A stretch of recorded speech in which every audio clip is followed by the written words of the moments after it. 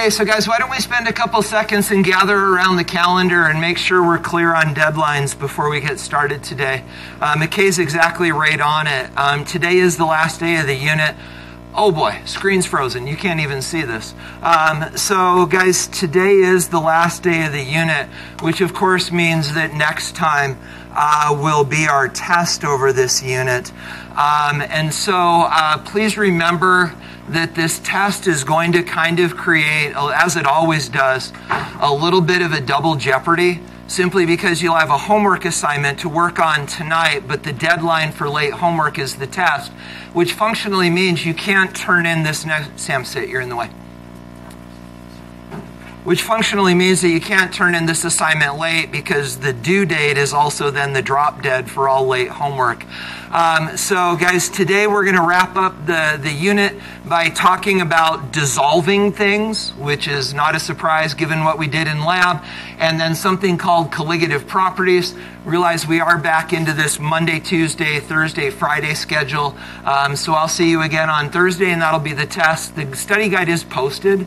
And guys, remember, this test is all conceptual, and it's all about cause and effect reasoning. This is true. High polarity. Therefore, this is true. Strong IMFs. Therefore, this is true. And that could be a whole bunch of things. So guys, let me strongly encourage you to go back, grab the study guide, make sure you go over that. There's a lot of conceptual stuff on this test, so make sure you do the work. Yeah.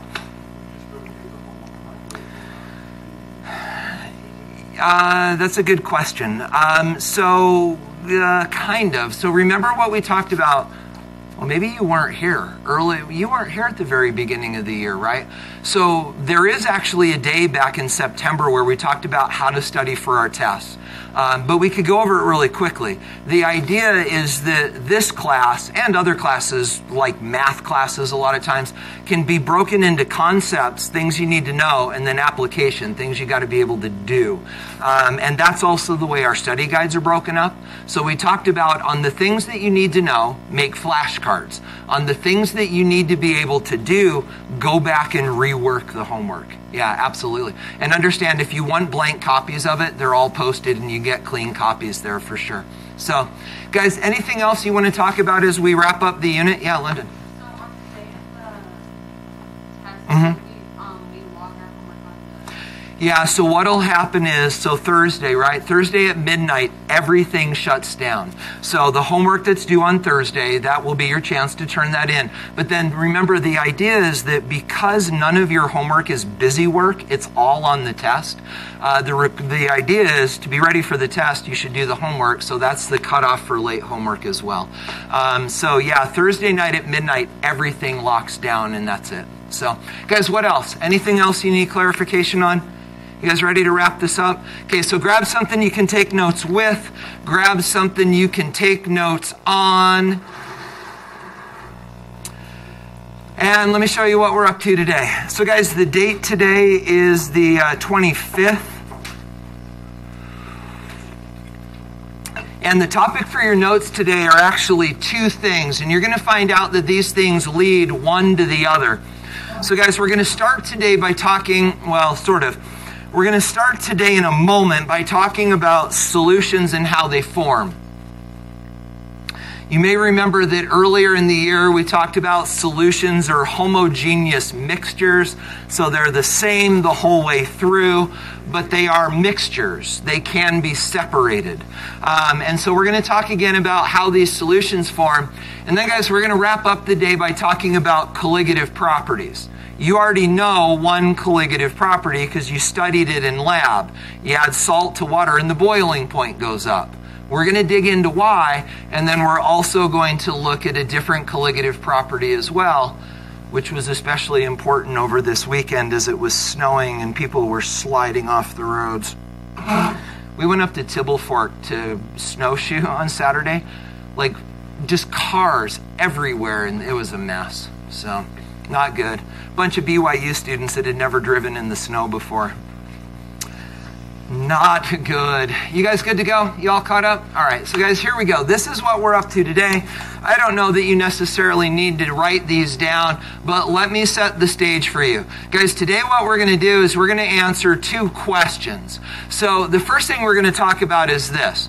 As we learned in the phase change lab, the one that you turned in last time, water in Utah does not boil at 100 degrees Celsius. And if you're sitting there going, wait a minute, mine did, or mine boiled at 101, guys, understand that's not actually true. It's impossible to get boiling water above 96 degrees here in Utah. So understand that if you did get that data in your lab, actually it was a mistake in your thermometer. You didn't actually get water to 100 degrees. So guys, the first thing we're going to do is we're going to talk about this. Why does water not boil at 100? And then guys, the last thing we're going to do is we're going to talk about the answer to your conclusion question that you just turned in. Why is it that adding salt to water makes the boiling point go up? So this becomes our laundry list for today. We're going to pick these off one at a time, and when we're done, you'll have a little bit of time to work on your homework. You guys good to go? Okay, so let's do it. So guys, starting here, probably where you want to start writing stuff down, most definitely stuff that you're going to see on the test. So guys, the question is this: why does water boil at 96 rather than 100 degrees here in Utah?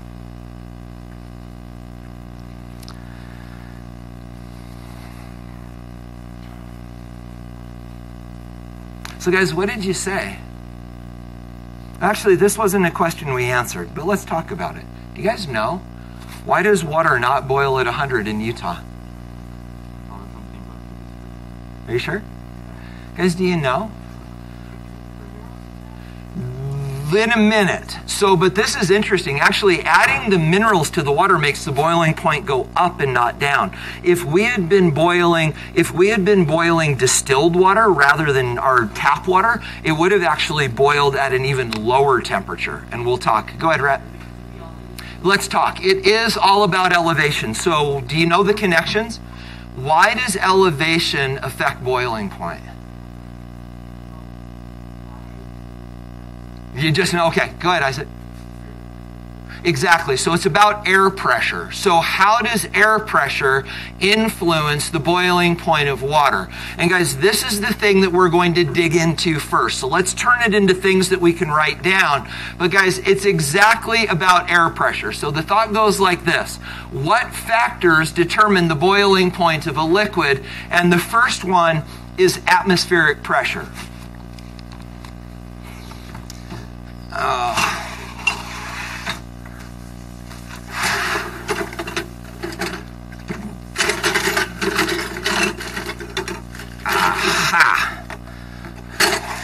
All right. So guys, let's talk about how atmospheric pressure influences boiling point. So here's the scoop, and I don't know if you're aware of this, so I'm going to show you a picture that hopefully will make this make more sense. So guys, the idea is this: when you go outside today after 4th period, you're done with school, you step out the door and you look up. You guys understand that you're actually looking through 60 miles of our atmosphere. So guys, literally when you look up, there are 60 miles of atmosphere sitting on your head, and then there's outer space and nothing else. But guys, literally when you look up, there are 60 miles of atmosphere pushing down on your head in a very, very real way. And it kind of looks like this. There's this column of atmosphere, 60 feet, 60 miles tall, resting on your head. And guys, it weighs literally tons. There are tons and tons and tons of air pushing down on your head. Even as you're standing here, there are tons of air pushing down on your head. So guys, here's the question: why does your head not get crushed? It's not because the bones are strong. Guys, why does your head not get crushed by the tons of air sitting on your head? Go ahead. Nope. Not because it's spread out. Go ahead. Ooh, not quite. No. Because why does all of this air not crush you? Do you know? Go ahead, Isaac. So, no, it's even better than that. Guys, it's because you leak. Your body is not airtight. If your body was airtight, you would get smushified. But because your body leaks, the air goes up your nose and in your eyes and in your ears and down your throat, and it not only pushes in, it pushes back out, and it pushes up and down and in and out and back and forth. And guys, this pressure is balanced because it pushes in all directions. Now guys, if you're not sure what I'm talking about, let me show you. So check this out. So here I have a beaker, and the air pressure is pushing down, it's pushing in, it's pushing up, it's pushing in all directions. But now guys, watch this. I'm going to replace the air in the Erlenmeyer flask with water. So now all the air is out of the Erlenmeyer flask. So guys, if there's no air inside the Erlenmeyer flask, how much air pressure is inside the Erlenmeyer flask? 0. So check this out. You can actually then do this. Let me grab a piece of paper and go like so. And now guys, I'm going to use this as a lid for the Erlenmeyer flask. So the idea is that there is now a column of air like this. There's a column of air like this. Let me do it this way. There's a column of air like so setting on this card. And I need to do this quicker because it's getting wet. So there's a column of air sitting on this card. But guys, it not only pushes down, it also wraps around and pushes up. But I can then do this, and the air pressure, oh shoot, it folded. That's awesome. Let's do it again. So guys, the idea is that the air pressure actually pushes back up on the card, and the air pressure is actually enough to support the water. And understand, this is not sticking. Literally, the air pressure is pushing up on the card, and it's supporting this water. So air is pushing down, air is pushing up, but there is no air in here, and as a result, there's no air pressure inside the flask. And so it's just the air pressure pushing up that supports this water until the card gets wet and it fails. Did you get wet? Go ahead, McKay.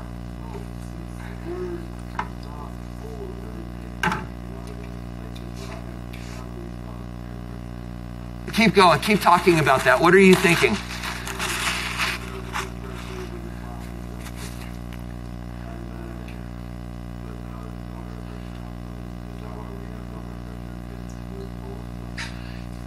Help me more with have no air pressure. I'm not sure where you're going with that. Yes. Yes. Well, but if I'm following what you're saying, I think it may actually be the opposite. Because the idea is, remember that we have a circulatory system that carries these gases all throughout our body. So there actually is gas all throughout our body pushing out as these things push in. And so we actually still do have a balancing because these things distribute throughout us. Do you buy that? Is that kind of where you were going with that? So guys, you get this idea that air pressures in and out and up and down in all directions. So what does this have to do with boiling water? Well guys, now let's take a look at this. So this is our model of a beaker of water. And we've already established the idea that liquids have intermolecular forces, and those intermolecular forces are holding the water together, right? But guys, that is not the only thing that keeps this water from boiling. There is also a column of air, again, 60 miles tall, sitting on the surface of this water. And so in order for this water to boil, it not only has to break the intermolecular forces, it also has to overcome all the air pressure sitting on top of it. So the question then is, how much air pressure are we talking about? Well, guys, the answer is this. I did the math. So on a piece of paper, like your notebook paper, there's actually about 1,300 pounds of air. Now understand that a 250 milliliter beaker is smaller than a piece of paper. Guys, it's actually 88 pounds. there's 88 pounds of air sitting on the top of that beaker. And so in order for the water to boil, it not only has to overcome the intermolecular forces, it also has to push back against 88 pounds of air. So guys, now let's make the connection. Why is it then that as we go up in the atmosphere, the boiling point goes down? What's going on? Go ahead, Rhett.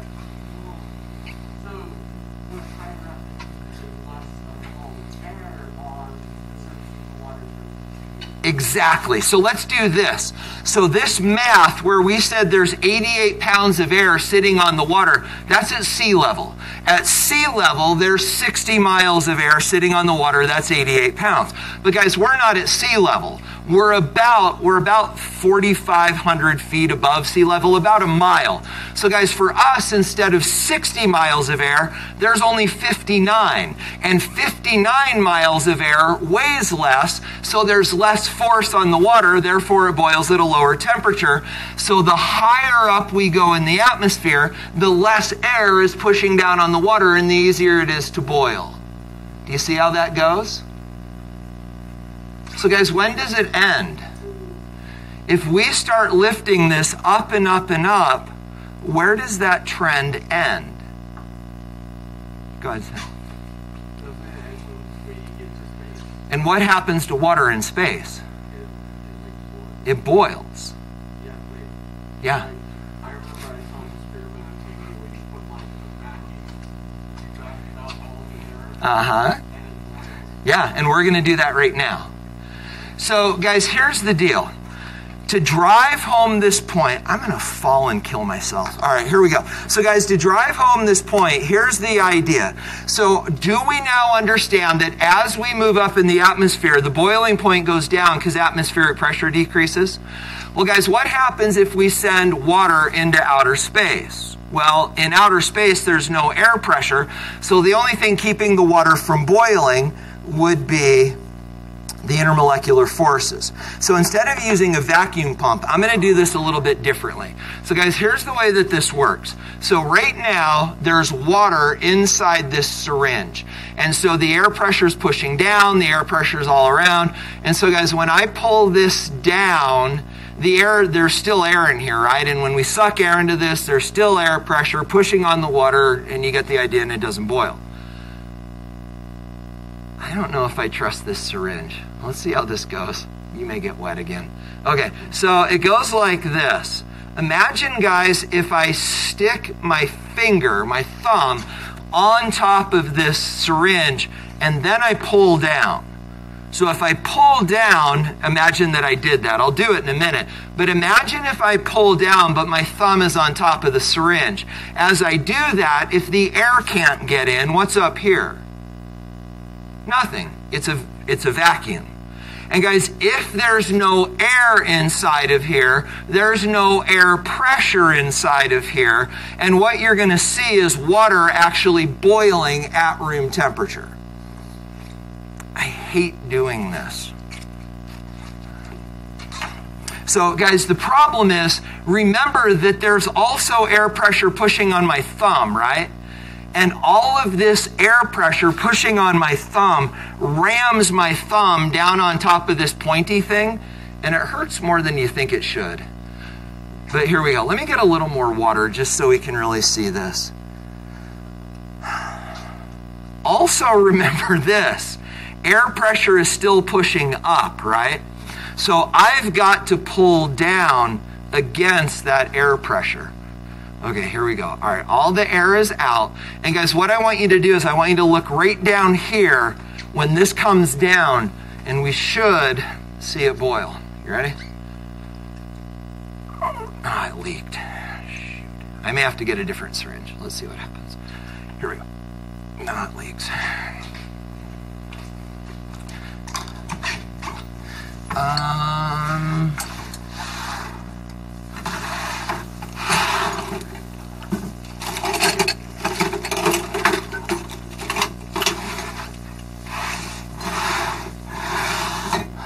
Somebody stole my syringes. Let me reach back here just a second. Hey, Hey, there's my, oh, I hate this one. All right. Shoot. So this is actually a medical syringe. This is a veterinary syringe. This is a medical syringe, so it's got this screwy thing to screw a needle onto. This one really hurts. All right, here we go. Shoot. The things I do for science. All right, so let's get the air out. All right, you guys ready? Again, watch down here. Here we go. Yep, that's it. Oh, dang it. Can you guys see the water boiling? Is it hot? Ow. Look at my thumb. All right, let's do it once more. Okay, here we go. Ready? Shoot. There we go. Can you see it boil? Is it hot? No, so why is it boiling if it's not hot? What's missing? Ow. The air pressure, right? And when the air pressure is gone, the only thing holding the water together are the intermolecular forces. That's not strong enough to keep it from boiling, and water boils at room temperature. Ow. You get the idea? Don't make me do that again. You're good? All right. So, guys, this then is what we've agreed on. That atmospheric pressure determines partially the boiling point. And are we okay with this idea? The higher the altitude, this results in a lower atmospheric pressure, and therefore a lower boiling point, and a horrible mess. All right.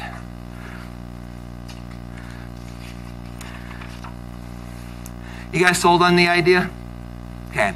Then let's bring this full circle and let's talk about the other thing that we already know influences intermolecular forces. And guys, I just threw this up on the board because this is right out of your arrow diagrams. We've already said stronger intermolecular forces lead to higher boiling points, and we tied that back to polarity. But this is something that we've already said, and so we're just going to throw it up there.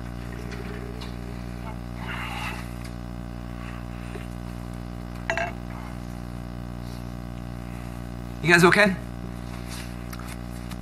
So what we're going to do now is we're going to talk about how we can change this, and this then leads into what we're going to be talking about finally today. So guys, the next question that we need to ask is this: what can we do to make water boil at a higher temperature? So I would propose to you that in order to logically answer this question, we need to go back to what are the things that determine where water boils in the first place. And if we can figure out where water boils, what causes water to boil at a particular temperature, we can change that and change the boiling point. So guys, let's do atmospheric pressure first. In order to make water boil at a higher temperature, we can increase atmospheric pressure. Here's the $10,000 question.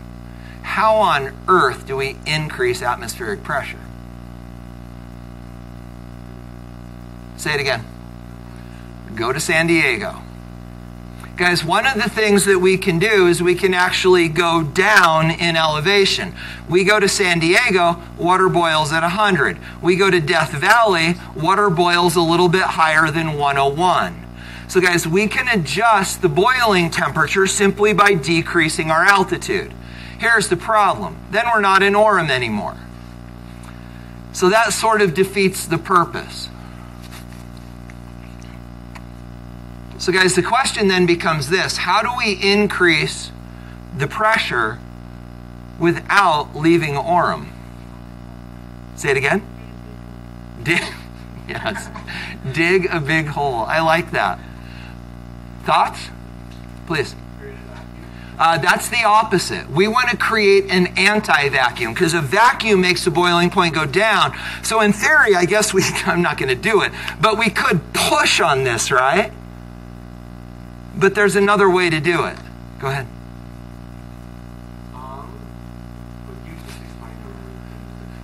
Yeah. So guys, how do we do this? Some sort of ways that like compress air into a smaller space. Absolutely. And they actually are making ridiculous amounts of money doing this right now because it's called an Instant Pot. Guys, that's exactly what is going on inside of your Instant Pot. You screw the lid onto the top of this thing, you put some liquid in there, you screw the lid on the top of this thing, and it just became airtight. And then you heat it. And when you heat it, the water boils and it tries to expand. But it's got nowhere to go, so the pressure goes up. And guys, as the pressure of the steam goes up, it pushes harder on the water, and the water inside your Instant Pot gets up to like 125 degrees. That's why it cooks in an instant, is because the water inside your Instant Pot is superheated because you create your own artificial high pressure environment because you don't let the steam out until you screw the lid off, and then everybody dies. Because guys, you screw the lid off of this thing and all of a sudden the pressure goes down to atmospheric pressure, all the water flash boils, and you just made a geyser. That's actually how geysers work too. But guys, understand, that's why they're very careful to say don't screw the lid off. Also on the radiator of your car, don't screw the lid off, because that lid creates pressure that keeps your antifreeze from boiling. So anyway, we do this with an Instant Pot. The idea is that with the pressure cooker, we can create higher pressures that cause the boiling point to go up. You're learning so much. Oh, sky's the limit in here. All right, so guys, we just picked off the easy fruit. Now let's talk about the trickier one. What is the other thing we can do to increase the boiling point of a liquid? Well, guys, we can strengthen intermolecular forces.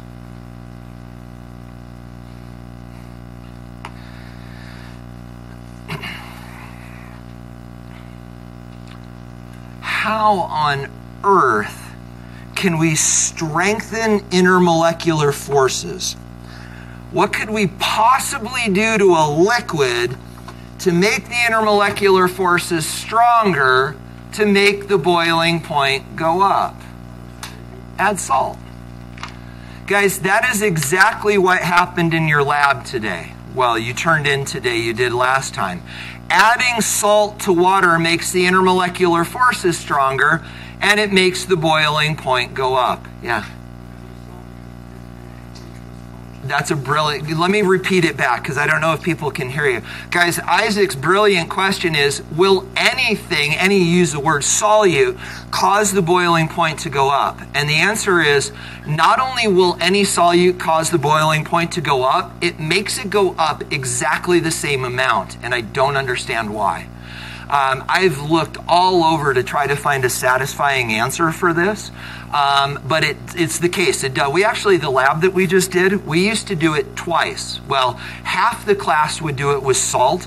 The other class, half the class would do it with sugar.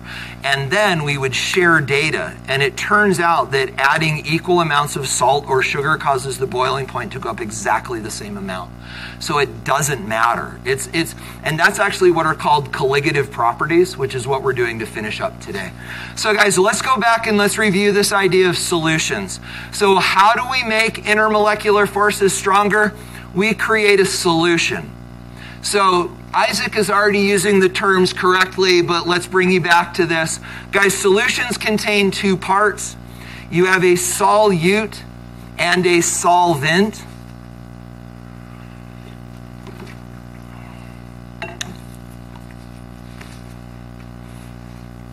And guys, the simple act of adding a solute to a solvent makes the boiling point go up. And guys, for the rest of the day, we're going to talk about why. Why does adding a solute to a solvent make the boiling point go up?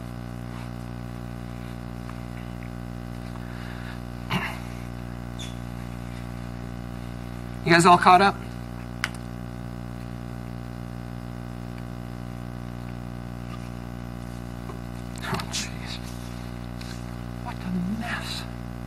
So guys, please don't write this down, but this then is the idea. What we need to do now moving forward is we need to understand why creating a solution makes the boiling point go up.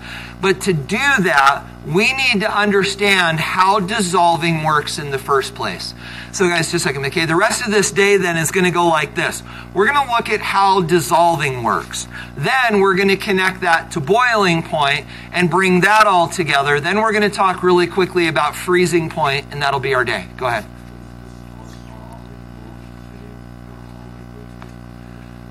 That's a brilliant question. You guys are good. And the answer is yes. These all work for all liquids. Like right now in my AP class, my AP students are actually dissolving mothballs in cyclohexane and watching the boiling point go up. And by doing that, they're figuring out the mass of the mothballs.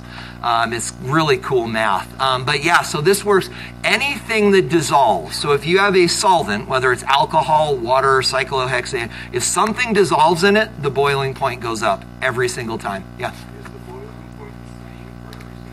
Oh, no. Remember when we were playing with water and ethanol? This was a long time ago, but we had bottles of both.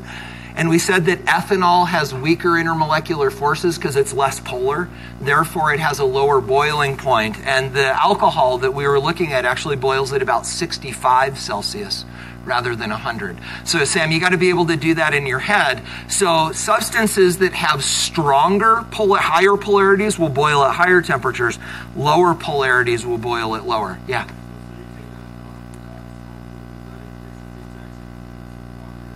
No, that's also interesting. There's a name for what you're talking about. It's called the Molal boiling point elevation constant. And it's actually different for every liquid. So in water, for every time you double the amount of salt, the boiling point goes up about 1.8 degrees. Cyclohexane, which is the only one I know off the top of my head, is about 4. So every time you double the amount of salt in cyclohexane, its boiling point goes up by about 4 degrees. So it's different for every liquid, but at that point, it doesn't matter what solute you put in there, the boiling point goes up the same. Yeah, you guys ask such good questions. Can we move forward? Are we okay? All right, so guys, this is a relationship that you need to get. Title and topic in your notes is solubility. We're now talking about dissolving. The test is already written, and this is definitely on there. Guys, make sure you connect with this idea. So when we form solutions, dissolving is all about intermolecular forces. Guys, just write this down right now, and then I'll show you videos.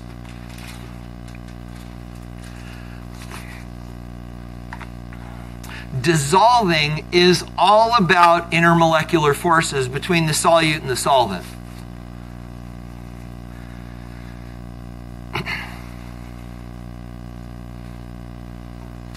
So guys, here's an interesting question. Well, follow the logic. Does salt dissolve in water? Yes. Does salt dissolve in gasoline? It doesn't. Guys, salt does not dissolve in gasoline. Does oil dissolve in water? No, you've put olive oil in your spaghetti water. It floats on top. Guys, does oil dissolve in gasoline? It does. So some things dissolve in others, and other things don't dissolve in some. So what's the relationship? And guys, it's simply this. In order for something to dissolve in water, that something has got to be polar. So guys, the polar water molecules must be able to strongly attract the particles in the solute. But the things that water can grab a hold of strongly also have to be polar. So why can oil not dissolve in water? Because the oil molecules aren't polar enough for water to grab a hold of them.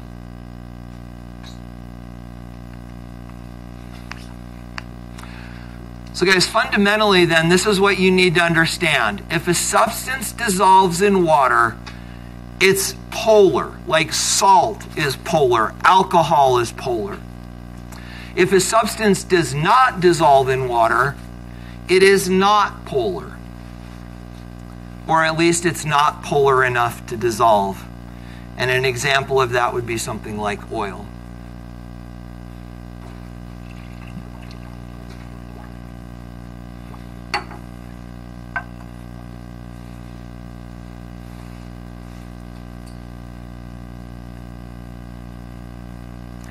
So guys, I want to let your eyes sort of get used to the dark here a little bit. As you're settling in, let me explain to you what we're about to watch. Actually, I have a series of videos, if you will. The first one is an animation. It's a cartoon about what dissolving salt in water looks like.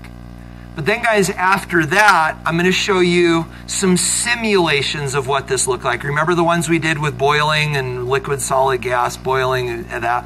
Same guy, same source, only this is for dissolving and then what it looks like inside of salt water. Guys, you're going to find out that this is going to quickly transition into how we're going to wrap up our day. So these videos, while they're interesting, are not just for entertainment. They're going to be the foundation for how we wrap up our day. So don't miss the transitions. You guys good to go? Okay, so this then becomes the idea. Guys, what we're going to see in just a minute is this. This is table salt. The greens are the chlorines, the blue is the sodiums. Guys, this is what table salt looks like. You already know that this is what liquid water looks like, and you know that salt dissolves in water. The question is, what does that look like when salt dissolves in water? Guys, it actually looks like this.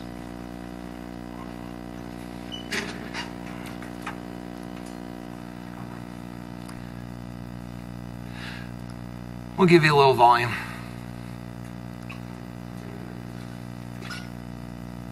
Oh. So guys, this is literally what it looks like when salt dissolves in water. These water molecules, because they're polar, are attracted to the ions in the salt. And these ions get clustered by these water molecules. And these water molecules, like little tugboats, literally come along and grab a hold of these ions, and they just rip them off the surface of the salt crystal and carry them off into solution. So guys, this is literally what it looks, well, not quite. This is an animation. I'll show you a simulation in a minute. But guys, this is what it looks like when salt dissolves in water.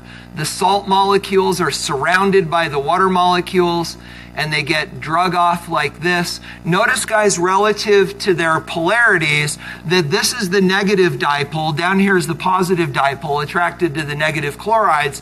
And then the opposite is true here. The negative, remember drawing in polarity arrows, the negative dipole is that way, attracted to the positive sodiums. So guys, that's literally, well, kind of what it looks like when salt dissolves. This is actually what it looks like when salt dissolves. So in come the water molecules, they surround the salt, they grab a hold of these ions, and it is very much a wrestling match to get these things away. But guys, the water molecules tug and they pull and they strip these ions off the surface of the water or off the surface of the salt, and they grab a hold of them and carry them off into solution.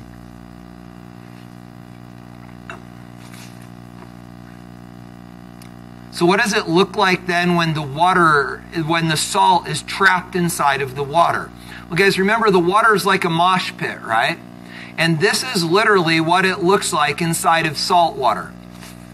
You've got the water molecules still mosh pitting. Notice that there's salt dissolved in there, the sodium and chloride ions, and these sodium and chloride ions are surrounded by water molecules. And guys, that's what it looks like inside of salt water. Go ahead, Sam. If the sodium is disconnected from the chloride, Yes. why doesn't it explode in the water? That's a great question. So you ready for a weird thought? Guys, let me repeat Sam's question back to you. If the sodium is disconnected from the chlorine, and it literally is. So guys, here we've got the chlorine, and here we've got the sodium. Your question is, why is it that this then doesn't blow up? And why is it that this is not a brown deadly gas, right? And the answer is this. This is not sodium anymore. This is sodium ion. So sodium has got 11 electrons. It's a shiny explosive metal. This is not that. This is sodium ion, and it's actually got 10 electrons, and that missing that one electron turns sodium metal into sodium ion, and it's not explosive anymore. Same thing here. This is chloride ion. Instead of 17 electrons, it's got 18 electrons. It's got the Lewis dot structure of argon. It's completely filled. It's fulfilled the octet rule. It's no longer reactive. So understand that these things in solution are not sodium and chlorine. They're sodium ion and chloride ion, and they behave completely differently. Yeah?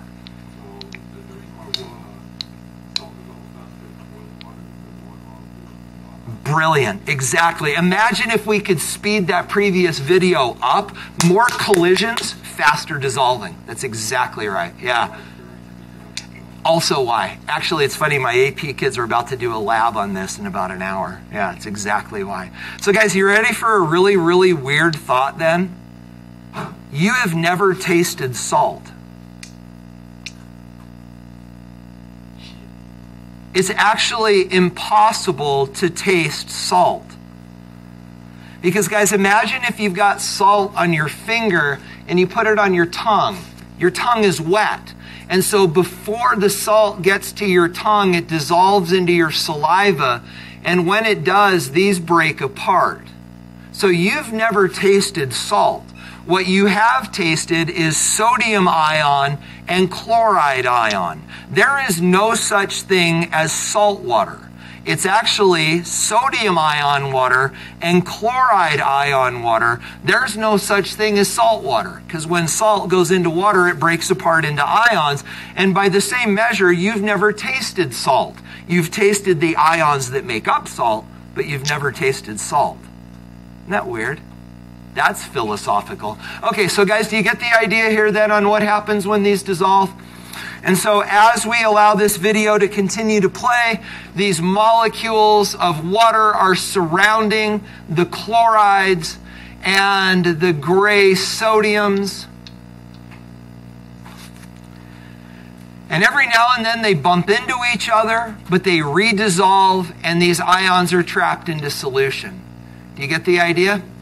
So guys, this then becomes the question. Let's stop right there. What are the forces that are bad color. Guys, what are the forces that are holding the water molecules and these ions together? Intermolecular forces, right? These are intermolecular forces holding them together. And so guys, we got to come back to this idea of intermolecular forces. When salt or anything else dissolves in water, it's intermolecular forces that causes that to happen. But guys, this is where this gets interesting. Let me lead us to the next slide, and then we're going to wrap up the day. So guys, the idea is this. Just check this out. So over here on the left, we've got a sample of water. And we know that these water molecules are all attracted to other water molecules by intermolecular forces. But now guys, check this out. We also have intermolecular forces. Don't miss this. We also have intermolecular forces that are attracting the water to the salt. Do you see that?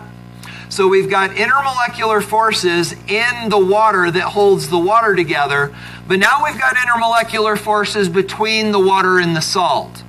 I have a question for you. Which one is stronger?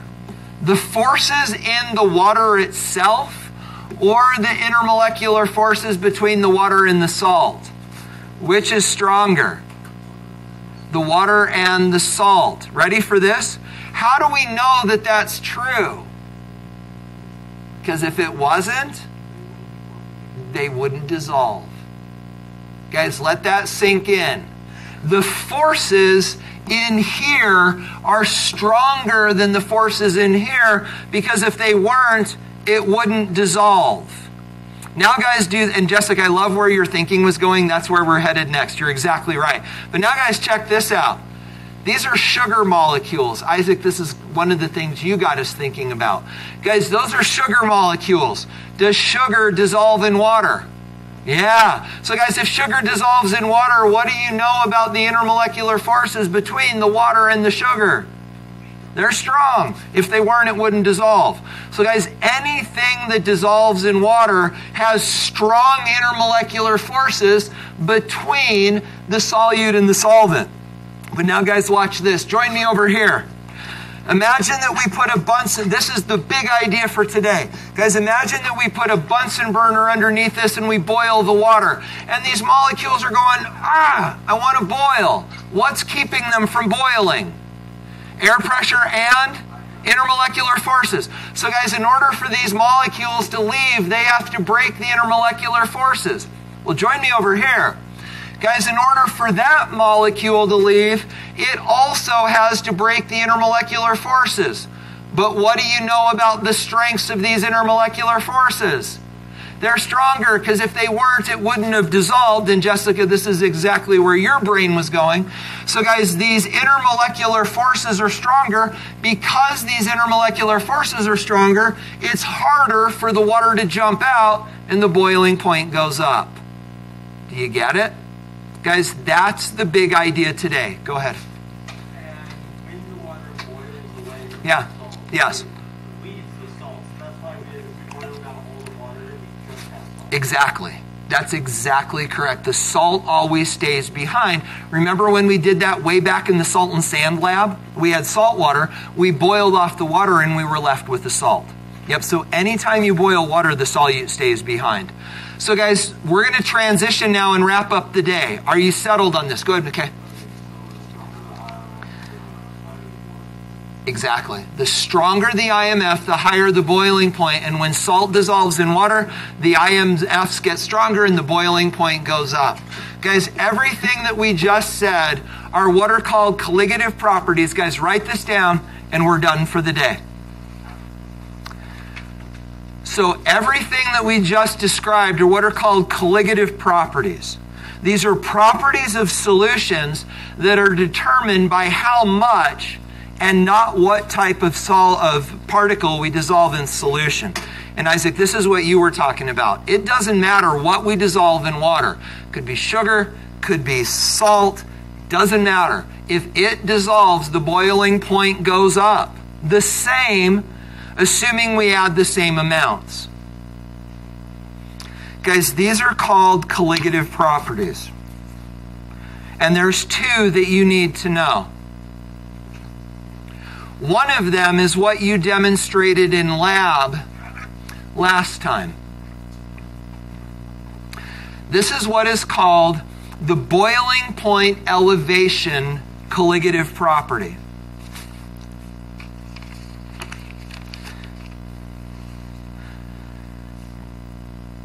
And guys, all that it says is if you dissolve salt in water, the boiling point goes up. But you already knew that. The question is why? Guys, why does dissolving salt in water make the boiling point go up? Jessica, now's your chance. Why does dissolving salt in water make the boiling point go up? Because the intermolecular forces are stronger. How do we know the intermolecular forces are stronger? Because if it wasn't, it wouldn't dissolve. So guys, we say it this way. If the solute dissolves, the IMFs are stronger in the solution. Therefore, it's harder to break the IMFs. Therefore, the boiling point goes up.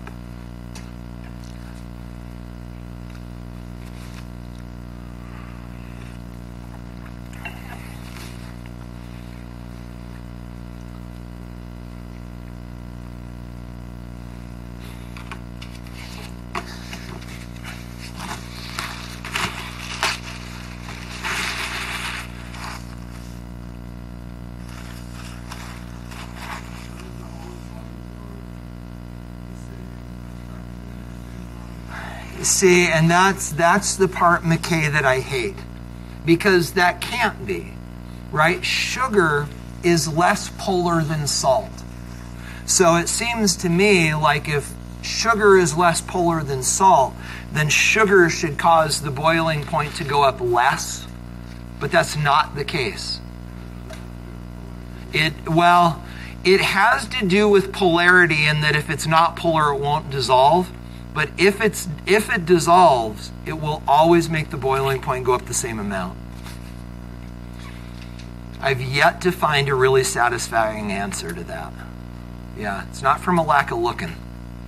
You guys okay on the idea? Then guys, let's do this.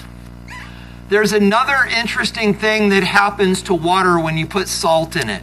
You understand now that the boiling point goes up, and you saw that in the lab. But interestingly, guys, that's not the only thing with water that changes when you add salt. The other is the freezing point goes down.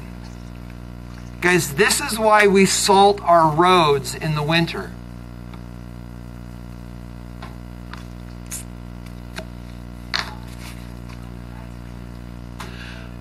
Yeah, so obviously not the salt in the ice cream, but the salt in the ice that you use to cool the ice cream. And we're going to talk about why that works in just a minute. Go ahead.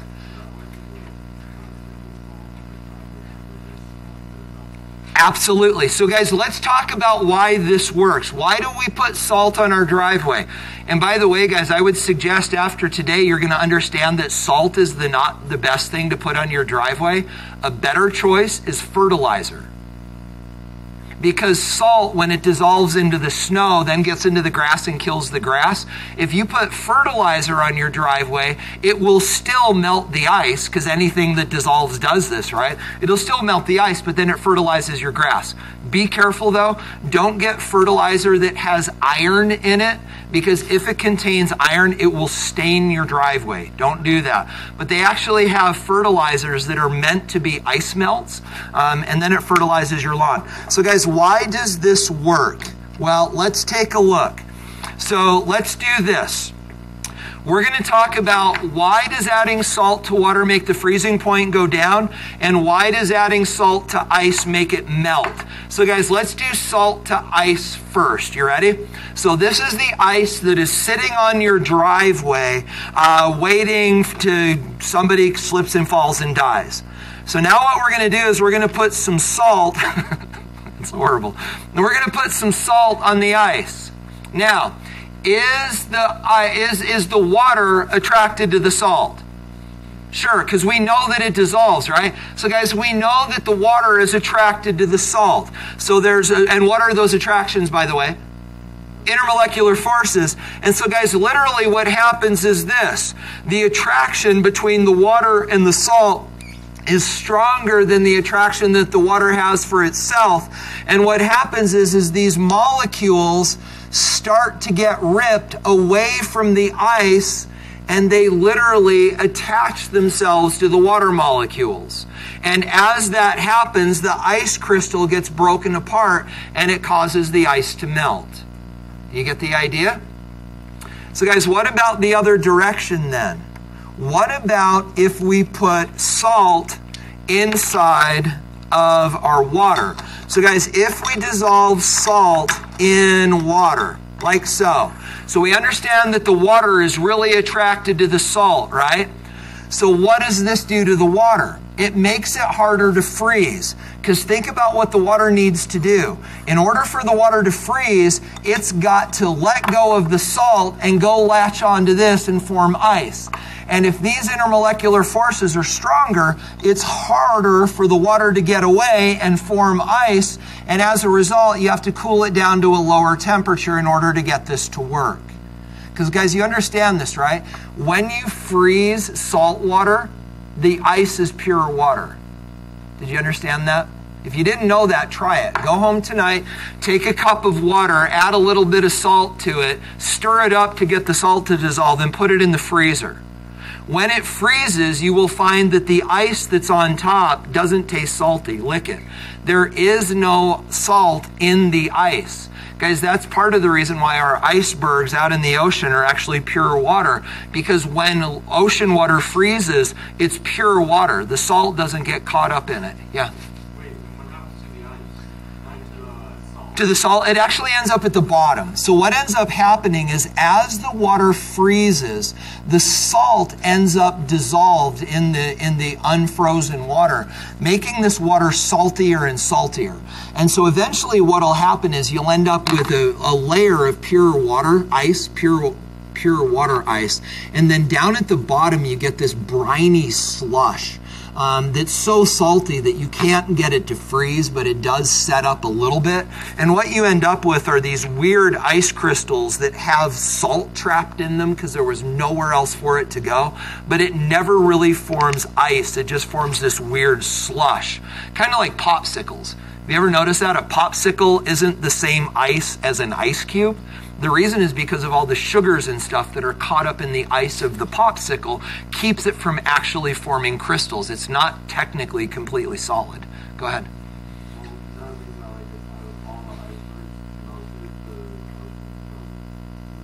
Absolutely, yeah. And there's actually companies now, because we're running out of fresh water. I think they've looked into it and figured out it's too expensive. They were going to send tugboats up to the North Pole, grab a hold of icebergs, pull them down to like New York City and melt them for drinking water. Yeah, because it's pure, there's no salt. And understand that a lot of the ice in an iceberg is actually glaciers that calve into the ocean. But the same idea that the water is actually pure and they were going to melt them for drinking water, but it just proved to be too expensive. So guys, do you understand this idea that freezing, so the idea is that the water is attracted to the salt. Because it's attracted, it's harder for it to freeze, so you have to cool it down to a lower temperature to get it to freeze. You buy it? Guys, this is called the freezing point depression property, and it simply goes like this. If the solute dissolves, the IMFs are stronger.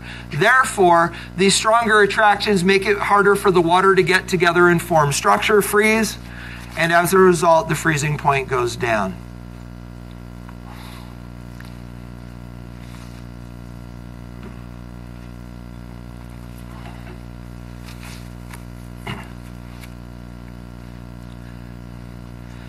And guys, that's actually why we put salt on our roads. Yes, salting the roads causes the ice to melt, but then that salt that remains on the roads causes the freezing point of the water to go down enough that it typically doesn't get cold enough for the water to refreeze then and turn into ice, well, at night.